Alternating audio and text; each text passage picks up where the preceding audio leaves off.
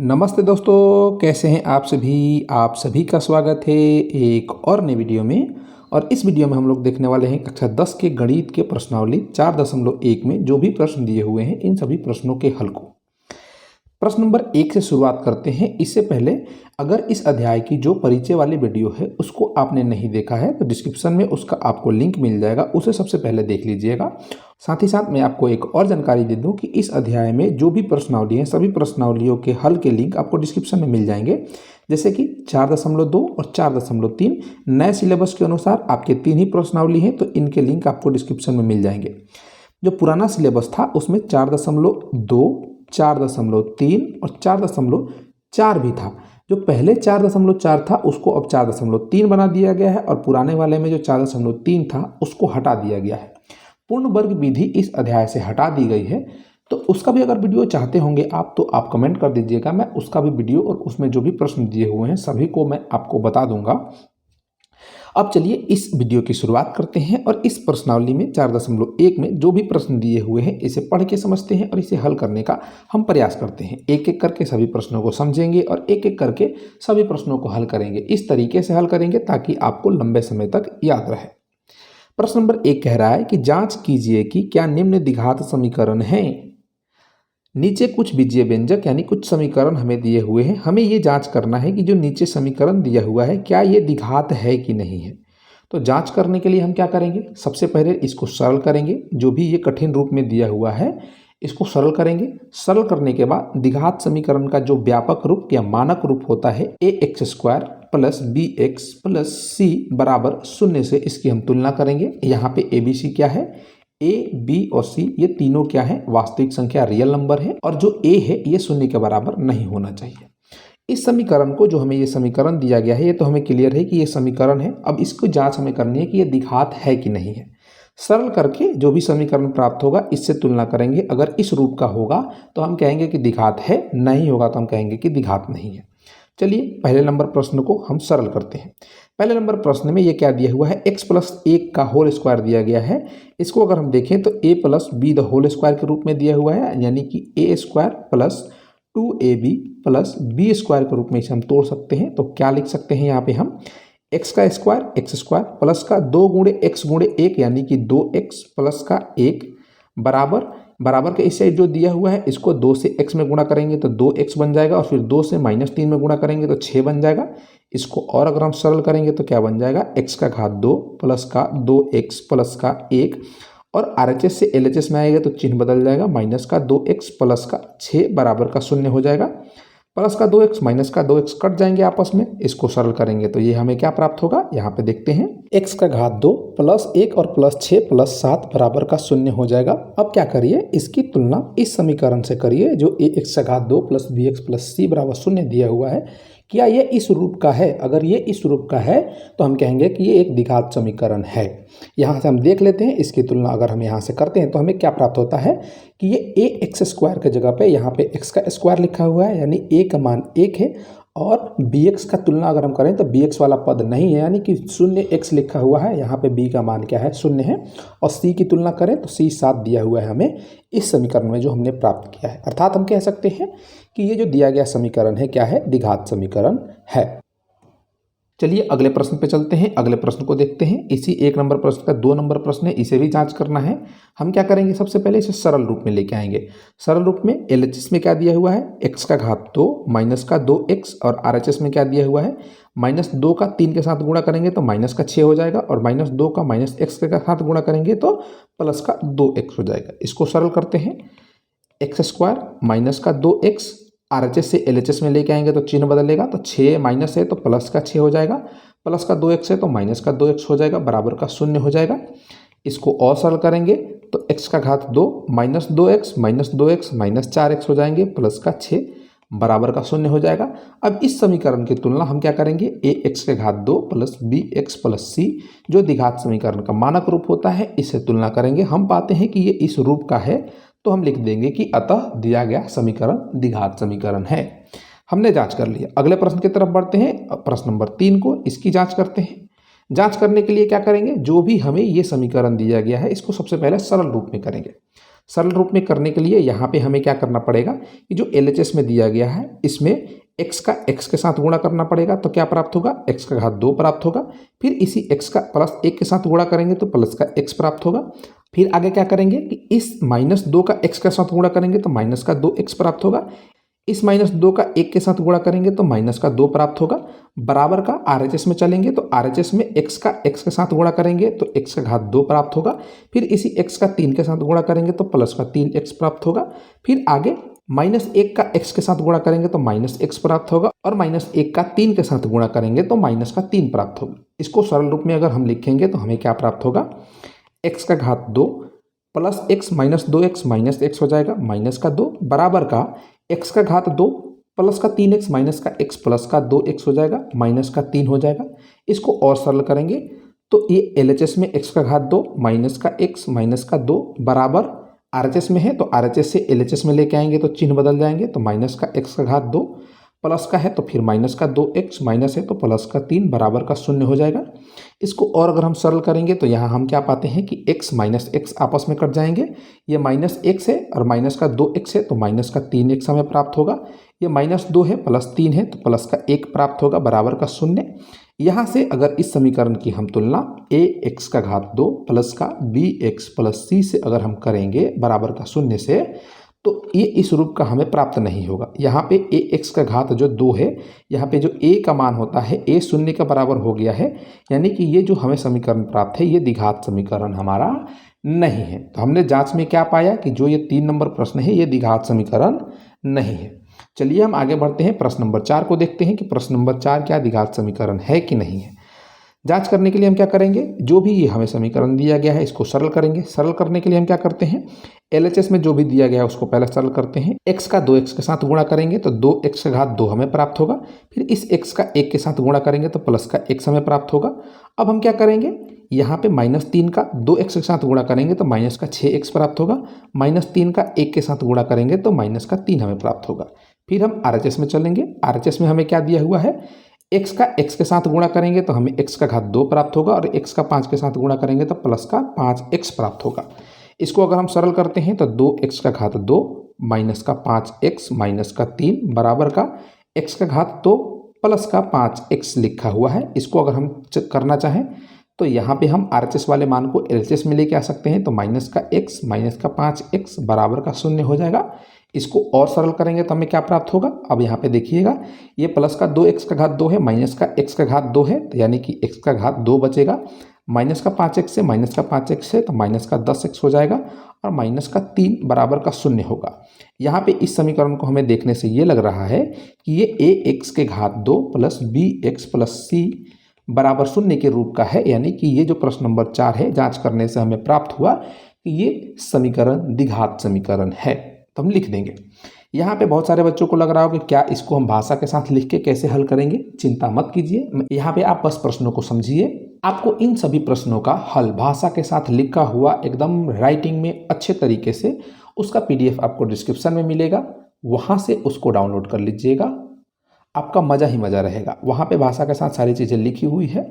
चलिए हम आगे बढ़ते हैं। प्रश्न नंबर क्या है, 5 है, इसको देखते हैं। प्रश्न नंबर 5 में भी हमें एक समीकरण दिया हुआ है, इसको सरल करके हमें तुलना करना पड़ेगा किससे, ax के घात 2 प्लस bx प्लस c बराबर 0 से। चलिए सरल करते हैं। सरल करने के लिए सबसे पहले हम क्या करेंगे, इस 2x का x के साथ गुणा करेंगे तो 2x का घात 2 हमें प्राप्त होगा।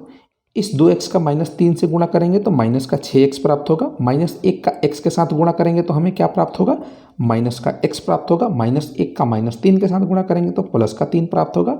अब RHS में चलते हैं। RHS में हमें क्या दिया हुआ है, x का अगर x के साथ गुणा करेंगे तो x का घात 2 प्राप्त होगा। इस x का -1 के साथ गुणा करेंगे तो माइनस का 1 प्राप्त होगा। 5 का x के साथ गुणा करेंगे तो प्लस का 5x प्राप्त होगा और 5 का -1 के साथ गुणा करेंगे तो माइनस का 5 प्राप्त होगा। इस समीकरण को हमने थोड़ा सा सरल कर दिया है और सरल करते हैं। 2x का घात 2 minus 6x minus x minus का 7x प्लस का 3 हो जाएगा। RHS से जो मान है उसको LHS में लेके आएंगे तो उनके चिन्ह बदल जाएंगे, तो x का घात 2 माइनस x का घात 2 हो जाएगा। माइनस x प्लस का 5x प्लस का 4x होगा। RHS में आएगा तो माइनस का 4x हो जाएगा प्लस का 5 बराबर का 0 हो जाएगा। इसको और सरल करते हैं, हमें क्या प्राप्त होता है ये देखते हैं। 2x का घात 2 माइनस x का घात 2, x का घात 2 बन जाएगा, माइनस का 7x माइनस का 4x माइनस का 11x बन जाएगा, प्लस का 3 प्लस का 5 प्लस का 8 बन जाएगा, बराबर का 0 हो जाएगा। इस समीकरण को अगर हम ध्यान से देखें तो ये ax का घात 2 प्लस bx प्लस c बराबर 0 के रूप का है, यानी कि ये द्विघात समीकरण है। प्रश्न नंबर 5 भी हमारा क्या है, द्विघात समीकरण है। अगले प्रश्न पर बढ़ते हैं। प्रश्न नंबर 6 दिया हुआ है, इसको देखते हैं कि क्या ये द्विघात समीकरण है कि नहीं है।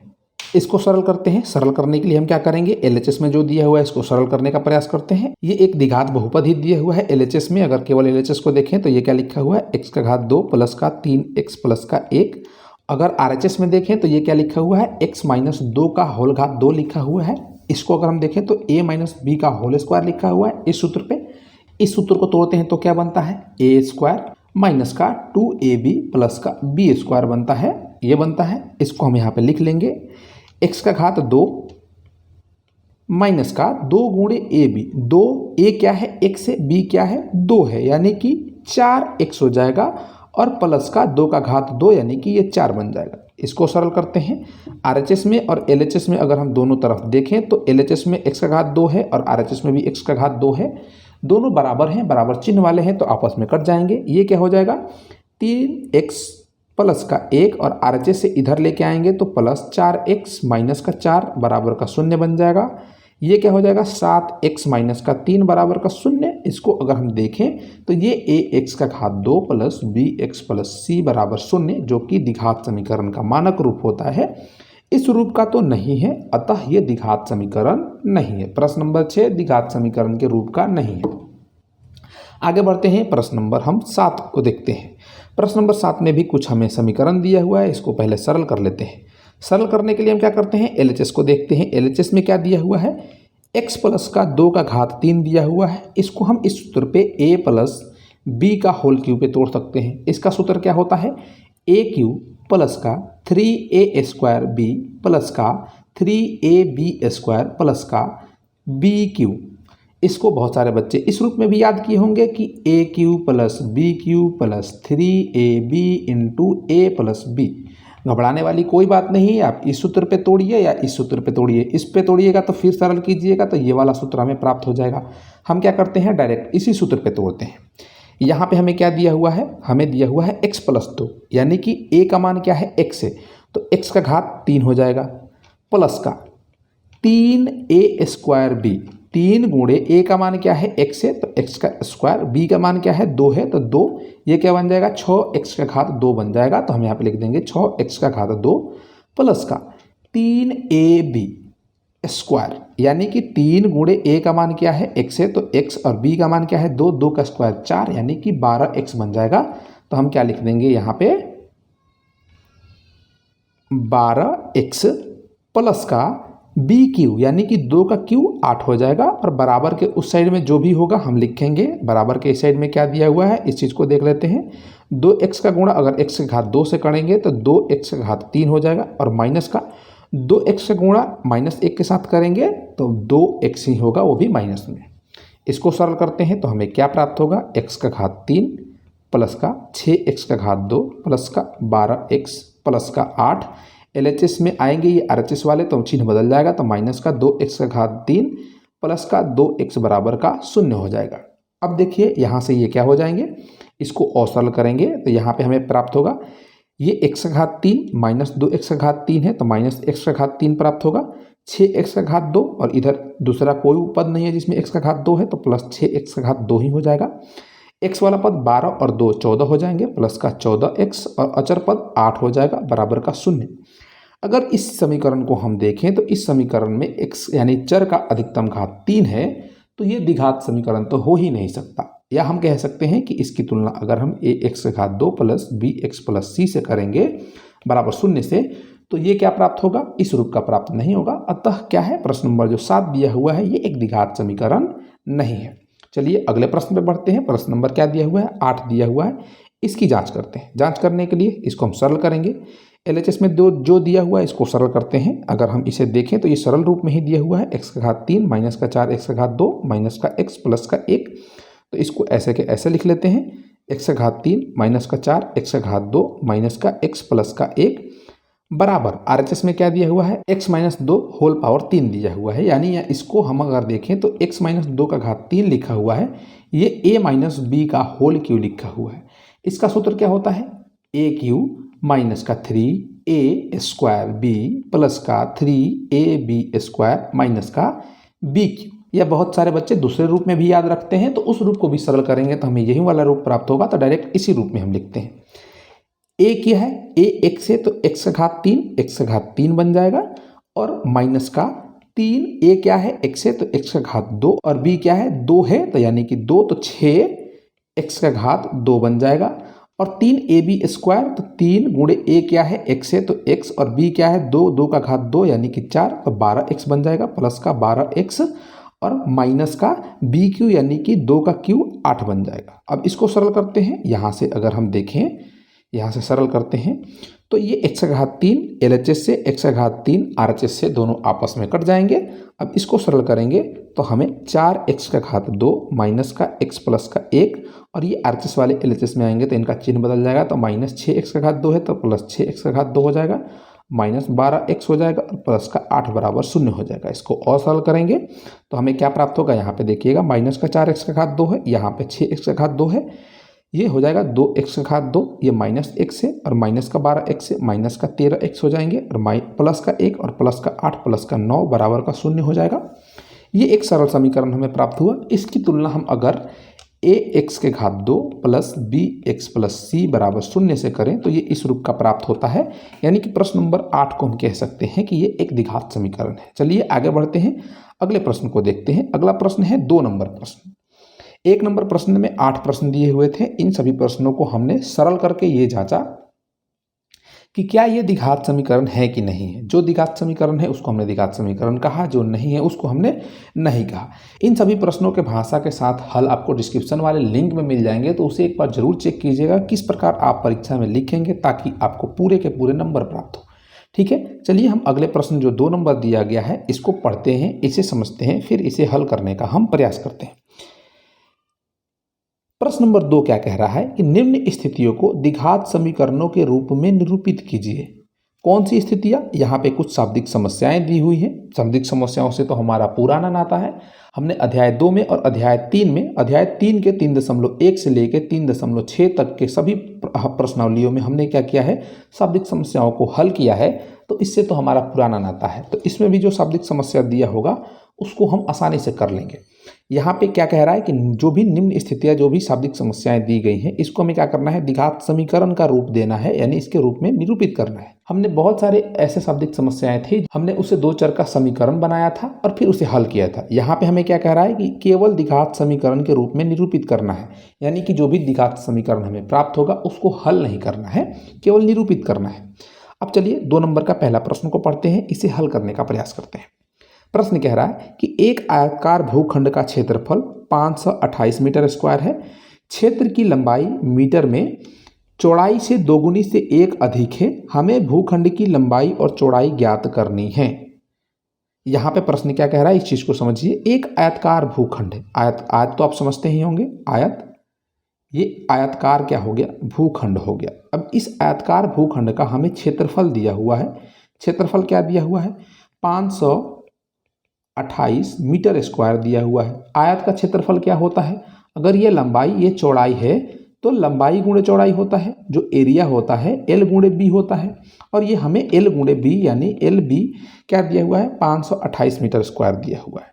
अब इस प्रश्न में हमसे ये भी कह रहा है कि इस जो आयताकार क्षेत्रफल है, इस क्षेत्र का जो लंबाई है वह चौड़ाई से 2 गुना से 1 अधिक है।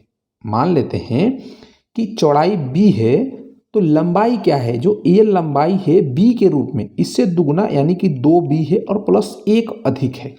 तो अब इस स्थिति को हमें द्विघात समीकरण के रूप में व्यक्त करना है। कैसे करेंगे, सबसे पहले हम क्या करेंगे, हम मान लेंगे, क्या मान लेंगे कि माना कि जो आयताकार भूखंड है, हम लिख लेते हैं केवल भूखंड, जो भूखंड का चौड़ाई है इसको हम x मीटर मान लेते हैं, तो लंबाई क्या हो जाएगा, प्रश्न के अनुसार लंबाई हमारा क्या प्राप्त होगा, लंबाई यहाँ से आप ध्यान से देखेंगे लंबाई के लिए क्या कह रहा है कि लंबाई चौड़ाई से 2 गुना है और 1 अधिक है, यानी कि लंबाई हो जाएगा 2x प्लस का 1 और वो भी मीटर में।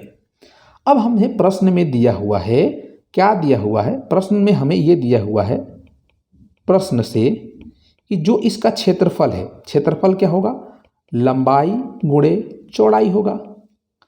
ये कितना दिया हुआ है, 528 मीटर स्क्वायर दिया हुआ है। लंबाई क्या है, x है, चौड़ाई क्या है 2x प्लस का 1 है, कितने बराबर हो जाएगा 528 के बराबर हो जाएगा। इस चीज़ को अगर हम सरल करेंगे तो हमें क्या प्राप्त होगा, x का 2x के साथ गुणा करेंगे तो 2x का घात 2 प्राप्त होगा और इस x का 1 के साथ गुणा करेंगे तो x प्राप्त होगा, बराबर का 528 हो जाएगा। अब इसको क्या हम द्विघात समीकरण में व्यक्त कर सकते हैं, व्यक्त क्या करना है, ये द्विघात समीकरण के रूप में है ही, इसको और हम लिख लेते हैं 2x का घात 2 प्लस का x माइनस का 528 बराबर का 0। ये एक हमारा क्या बन गया, द्विघात समीकरण बन गया, जिसमें x क्या है, आयताकार भूखंड की चौड़ाई है, जिसे हम आसानी से इस समीकरण को हल करके ज्ञात कर सकते हैं। अभी हमें ज्ञात नहीं करना है, केवल हमसे समीकरण पूछ रहा है तो द्विघात समीकरण के रूप में हमने इसे व्यक्त कर दिया। उम्मीद है कि ये प्रश्न आपको समझ में आया होगा। अगर हो सकता है कि बहुत सारे ऐसे बच्चे हों जिनको समझ में ना आया हो, तो वो आप कमेंट करके बताइए कि कौन से स्टेप आपको समझ में नहीं आए हैं। मैं फिर से आपको समझाने का एक बार प्रयास करूँगा। आप चाहें तो मुझसे व्हाट्सएप नंबर से भी कांटेक्ट करके बातें कर सकते हैं मेरी टीम के साथ, या ईमेल करिए, या हमसे आप जुड़ जाइए टेलीग्राम से, फेसबुक से, ट्विटर से, इंस्टाग्राम से, व्हाट्सएप यूज करते हैं तो व्हाट्सएप से, किसी भी चीज़ से आप जुड़ना चाहें तो आप हमसे जुड़ सकते हैं। चलिए हम अगले प्रश्न पे चलते हैं। प्रश्न नंबर 2 क्या कहता है, प्रश्न नंबर 2 इसको पढ़ते हैं, इसे समझते हैं, फिर इसे हम हल करने का प्रयास करेंगे। हमें क्या करना है, 2 नंबर का यह दूसरा प्रश्न है, यानी कि इसी स्थिति को भी, जो भी शाब्दिक समस्या दिया हुआ है, द्विघात समीकरण के रूप में हमें निरूपित करना है। प्रश्न कह रहा है कि 2 क्रमागत धनात्मक पूर्णांकों का गुणनफल 306 है, तो हमें पूर्णांक ज्ञात करना है। पूर्णांक ज्ञात कीजिए यहाँ पे अगर कहता तो इस समीकरण को हमें हल करना पड़ता। पूर्णांक ज्ञात करना है, यानी कि ऐसी स्थिति बताइए जिससे हम पूर्णांक ज्ञात कर सकें। हमें पूर्णांक ज्ञात करके नहीं देना है, करना है। जैसे पिछले प्रश्न को अगर हम पढ़ें तो यहाँ पे क्या कह रहा है कि लंबाई और चौड़ाई हमें ज्ञात करनी है, इस स्थिति को हमें दर्शा के दीजिए, तो हमने दर्शा के दे दिया। इसी प्रकार से इस प्रश्न में कह रहा है। अब आप समझिए कि क्रमागत धनात्मक पूर्णांक क्या होते हैं। क्रमागत मतलब एक के बाद दूसरा। जैसे कि अगर मैं बोलूं कि 1 2 3 4 5 6 डैश डैश अनंत तक लिखा हुआ है, तो क्रमागत अगर मैं पूछूं तो 3 का क्रमागत क्या होगा, 3 से आने वाला अगला संख्या क्या है, 4 है, यानी कि 3 में हम 1 जोड़ रहे हैं तो 4 हमें प्राप्त हो रहा है। अगर मैं पूछूं कि 6 का क्रमागत क्या होगा, तो 6 के आगे कौन सी संख्या आएगी, 7 आएगी, तो 6 की क्रमागत संख्या 7 हो जाएगी। तो 6 और 7 को अगर हम देखें तो 7 को हम 6 प्लस 1 लिख सकते हैं कि नहीं लिख सकते हैं। क्रमागत मतलब जस्ट उसके अगला वाला नंबर, ठीक है। तो यहाँ पे क्या बात कर रहा है, धनात्मक पूर्णांक। पूर्णांक धनात्मक क्या होते हैं, 1 से लेके अनंत तक ये धनात्मक पूर्णांक होते हैं। तो हम यहाँ पे क्या करते हैं, सबसे पहले हम ये मान लेते हैं कि माना कि पहला धनात्मक पूर्णांक, पहला धनात्मक पूर्णांक, पहले धनात्मक पूर्णांक को हम x मान लेते हैं, तो दूसरा जो क्रमागत होगा वो दूसरा होगा, तो दूसरा हमारा जो धनात्मक पूर्णांक होगा क्या प्राप्त होगा, x प्लस का 1 प्राप्त होगा। अब ये क्या कह रहा है कि पहला और दूसरा दोनों का गुणनफल 306 है, तो इसको द्विघात समीकरण के रूप में व्यक्त कीजिए। तो हम प्रश्न से ये नहीं लिख सकते हैं, क्या नहीं लिख सकते हैं, प्रश्न से हमने इसको क्या करना है, x का x प्लस 1 के साथ अगर गुणा कर देंगे और इसको 306 के बराबर कर देंगे तो ये द्विघात समीकरण हमें प्राप्त हो जाएगा। इसको सरल करेंगे तो x का x के साथ गुणा करेंगे तो x का घात 2, x का 1 के साथ गुणा करेंगे तो x बराबर का 306। इसको सरल करते हैं तो x का घात 2 प्लस का x माइनस का 306 बराबर का 0। हमें क्या प्राप्त हो गया, एक द्विघात समीकरण प्राप्त हो गया। इस द्विघात समीकरण से हम क्या कर सकते हैं, इसको हल करके हम इस प्रश्न में पूछे गए दोनों क्रमागत संख्याओं को हम बता सकते हैं, या एनसीईआरटी के अनुसार हम ये भी लिख सकते हैं कि अतः x के जगह पे उन धनात्मक पूर्णांकों को रखेंगे तो ये समीकरण क्या होंगे, संतुष्ट होंगे। ठीक है, चलिए अगले प्रश्न पर बढ़ते हैं, अगले प्रश्न को देखते हैं। प्रश्न नंबर 3 क्या कहता है, इस चीज को समझते हैं। प्रश्न नंबर 3 को पढ़ते हैं। प्रश्न नंबर 3 में कह रहा है कि रोहन की माँ उससे 26 वर्ष बड़ी है, उसकी आयु वर्षों में का गुणनफल अब से 3 वर्ष पश्चात 360 हो जाएगी। हमें रोहन की वर्तमान आयु ज्ञात करनी है। रोहन की कहे या रोहन की माँ की कहे, इस द्विघात समीकरण से जो हम प्राप्त करेंगे उसको हल करके हम ज्ञात कर सकते हैं। यहाँ पे हमें क्या करना है, इस स्थिति को द्विघात समीकरण का रूप देना है। तो जो जो प्रश्न कह रहा है उसके अनुसार हम इसका रूप दे सकते हैं। सबसे पहले हम क्या मान लेते हैं कि रोहन की वर्तमान आयु क्या है, इसकी ही आयु निकालनी है ना हमें। इस स्थिति में तो नहीं निकालनी है, लेकिन अगर इसको हल करेंगे तो हमें निकालना पड़ सकता है। तो हम मान लेते हैं कि जो रोहन की आयु है, रोहन की वर्तमान आयु, इसको हम x वर्ष मान लेते हैं। x वर्ष, देखिए प्रश्न में कह रहा है कि उसकी माँ 26 वर्ष बड़ी है उससे। तो अगर हम उसकी माँ का, रोहन की माँ का, उसकी माँ की वर्तमान आयु की अगर हम बात करें तो ये उससे 26 वर्ष बड़ी है, तो x प्लस का 26 हो जाएगा, वो भी वर्ष में। उसकी माँ का वर्तमान आयु x प्लस का 26, उसकी आयु x वर्ष। ठीक है। अब देखिए प्रश्न में एक बात और हमसे कह रहा है कि यदि उनकी आयु को हम 3 वर्ष पीछे ले जाएं, यानी कि 3 वर्ष पश्चात इनकी आयु का जो दोनों का गुणनफल है 360 है। जैसे कि 3 वर्ष पहले अगर मैं पूछूं कि रोहन की आयु क्या होगी, कितना, 3 वर्ष बाद, पश्चात यानी बाद, तो रोहन की आयु x प्लस के 3 वर्ष हो जाएगी और उसकी माँ की आयु क्या हो जाएगी, x प्लस का 26 प्लस का 3, यानी कि x प्लस का 29 वर्ष हो जाएगा। अब प्रश्न हमसे ये कह रहा है, प्रश्न से, कि इन दोनों की आयु का गुणनफल यानी कि x प्लस का 3 और x प्लस का 29 किसके बराबर है, 360 के बराबर है। इसे द्विघात समीकरण का रूप देना है। द्विघात समीकरण का ही तो रूप है, बस इसको सरल करना है। x का x के साथ गुणा करेंगे तो हमें क्या प्राप्त होगा, x का घात 2 प्राप्त होगा। x का 29 के साथ गुणा करेंगे तो 29 का x प्राप्त होगा। 3 का x के साथ गुणा करेंगे तो प्लस का 3x प्राप्त होगा, और प्लस का 3 का 29 के साथ गुणा करेंगे तो 29 27 के साथ हाथ में बचेगा 2, 3 दूना 6 और 2 8 हो जाएगा, और बराबर का 360। इसको सरल करेंगे तो x का घात 2 प्लस का 29 और 3 कितने हो जाएंगे, 32x हो जाएंगे, और प्लस का 87 माइनस का 360 बराबर का 0। इनको अगर हम यहाँ पे ही सरल कर दें इन दोनों को, तो 10 में से 7 जाएगा, कितना बचेगा, 3 बचेगा, ये हो जाएगा 15, 15 में से 8 जाएगा, 7 बचेगा, और ये हो जाएगा 2, यानी कि 273। तो इस जगह पे हम माइनस का 273 बराबर 0 भी लिख सकते हैं। और ये जो हमने द्विघात समीकरण प्राप्त किया है, ये इस रूप का द्विघात समीकरण है, माने इस स्थिति का द्विघात समीकरण है। तो उम्मीद है कि प्रश्न नंबर 3 भी आपको समझ में आया होगा।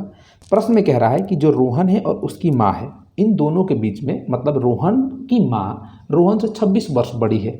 इनका उम्र, अगर हम रोहन की उम्र x मान लें तो उसकी माँ का उम्र x प्लस 26 होगा, क्योंकि वो 26 वर्ष बड़ी है। हमने वर्तमान आयु मानी है x रोहन की। अब कह रहा है कि अगर 3 वर्ष पश्चात, यानी कि 3 वर्ष आगे चला जाए, अभी 2023 चल रहा है तो 2026 में जाएंगे, तो रोहन की आयु क्या हो जाएगी, x प्लस का 3 हो जाएगी, जो कि हमने 3 वर्ष बाद लिखा है। उसकी माँ की उम्र क्या हो जाएगी, वो 26 वर्ष तो पहले से ही बड़ी है, और 3 वर्ष उसमें और ऐड कर देंगे तो x प्लस 29 हो जाएगा।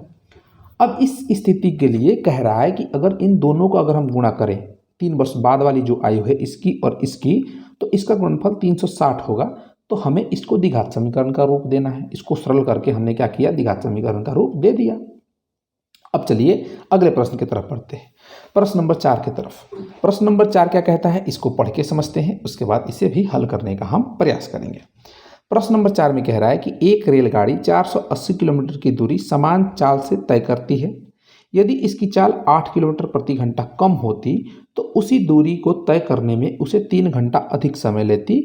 तो हमें रेलगाड़ी की चाल ज्ञात करनी है। क्या करनी है, रेलगाड़ी की चाल ज्ञात करनी है। और इस स्थिति से जो समीकरण बनेगा, मतलब जो स्थिति है, उससे हमें क्या करना है, द्विघात समीकरण बनाना है। तो हमें रेलगाड़ी की चाल ज्ञात करनी है। तो हम क्या करते हैं कि रेलगाड़ी की चाल को हम मान लेते हैं कि रेलगाड़ी की जो चाल है वो क्या है, x किलोमीटर प्रति घंटा है। किलोमीटर प्रति घंटा क्यों मान रहे हैं? क्योंकि जो दूरी दिया हुआ है ये किलोमीटर में है और समय हमें यहाँ पे घंटा में दिया हुआ है, तो किलोमीटर प्रति घंटा हमने मान लिया। अब देखिए प्रश्न हमसे क्या कह रहा है कि यदि वो 480 किलोमीटर की दूरी समान चाल से तय करती है, मान लेते हैं कि ये दूरी तय करेगी, तो हम क्या जानते हैं कि चाल बराबर क्या होता है? दूरी बट्टा समय होता है। इस प्रकार के प्रश्न हम लोगों ने प्रश्नावली 3 में जो भी प्रश्नावली थी उसमें बहुत ज़्यादा प्रश्नों को किया है, तो सूत्र में तो आपको दिक्कत नहीं होना चाहिए कि सूत्र क्या होता है? चाल बराबर दूरी बट्टा समय होता है। अब बताइए कि इस दूरी को चलने में कुछ तो समय लगा होगा। मान लेते हैं कि ये समय t1 लगा हुआ है। यहाँ पे चाल क्या हमने माना है? रेलगाड़ी का x माना है, तो t1 ज्ञात करना होगा। यहाँ से अगर समय हम ज्ञात करने का प्रयास करेंगे तो समय यहाँ पे चला आएगा चाल की जगह पे, चाल समय की जगह पे चला जाएगा, यानी कि दूरी बट्टा चाल हो जाएगा। तो दूरी क्या है? 480 किलोमीटर है और चाल क्या है? x है। ये एक स्थिति हो गई जो हमसे कह रहा है कि ये बन रहा है, समय t1 लग रहा है। इसी स्थिति में हमसे कह रहा है कि यदि इसकी चाल 8 किलोमीटर प्रति घंटा कम हो जाती, अगर कम हो जाती रेलगाड़ी की चाल तो क्या हो जाती? कम होने के बाद x माइनस का 8 किलोमीटर प्रति घंटा हो जाती। अब इस स्थिति में कह रहा है कि अगर चाल 8 किलोमीटर प्रति घंटा कम हो जाता तो इसी दूरी को 480 किलोमीटर को तय करने में इसे 3 घंटा और अधिक समय लगता, यानी कि जो t1 लगा है, t1 अगर मान ले इसको कि t2 इस समय लगता तो ये हो जाता t1 प्लस का 3 घंटा बराबर का कितना हो जाता? 480 बट्टा x माइनस का 8। ये कैसे हमने लिखा? यहाँ पे 480 दूरी है और x माइनस का 8 दूसरी स्थिति के लिए चाल है जब 8 किलोमीटर प्रति घंटा उस रेल की चाल कम हो जाती है। तो इस स्थिति से हम आसानी से एक समीकरण बना सकते हैं। कैसे? इस चीज़ को देखिए, हम ये t2 बराबर इतना हमने लिखा है। क्या है? t2 बराबर 480 बट्टा x माइनस का 8, जो किसके बराबर है? ये बराबर है t1 प्लस का 3 के बराबर। t1 यहाँ पे क्या है? t1 है 480 बट्टा x प्लस का 3 क्यों? क्योंकि t1 प्लस 3 t2 के बराबर होगा। इसको सरल करते हैं। सरल करने के लिए हम क्या कर सकते हैं? इसको एक बार और लिख लेते हैं। 480 बट्टा x माइनस का 8 माइनस का 480 बट्टा x माइनस का 3 बराबर का 0। अब इसको सरल करना हम शुरू करते हैं। अब इसको सरल करेंगे तो देखते हैं कि क्या ये द्विघात समीकरण हमें प्राप्त होता है। एलसीएम लेंगे। एलसीएम लेने के बाद क्या होगा? x माइनस का 8 गुणे का x एलसीएम हो जाएगा। x माइनस 8 से कटाएंगे तो x बचेगा, यानी कि 480x माइनस का x से कटाएंगे तो x माइनस 8 बचेगा। तो x माइनस 8 से 480 में गुणा करेंगे तो x से 480 में गुणा करेंगे तो 480x प्राप्त होगा, और माइनस 8 का माइनस 480 से गुणा करेंगे तो हमें क्या प्राप्त होगा? प्लस का 0। 8 8 64 के 4 हाथ में 6, 8 चौका 32 और 6 कितना हो जाएगा? 38 हो जाएगा। और फिर माइनस का, और x माइनस 8 x से हम 3 में गुणा करेंगे तो 3 गुणे x माइनस 8 गुणे x लिख लेते हैं, बराबर का क्या हो जाएगा? 0 हो जाएगा। सरल करते हैं इसको, ये माइनस ये प्लस दोनों कट जाएंगे आपस में। ऊपर क्या बचेगा?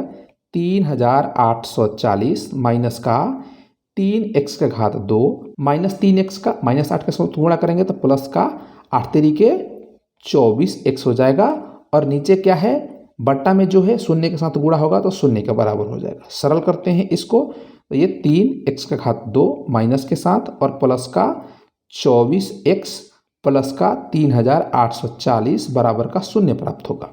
इसको और सरल करेंगे तो क्या प्राप्त होगा हमें? 3x का घात 2, इन सभी पदों में से 3 कॉमन ले लेते हैं, माइनस 3 कॉमन लेते हैं। 3 क्यों कॉमन लेंगे? बाद में फिर माइनस कॉमन लेना ही है, तो x का घात 2 बचेगा।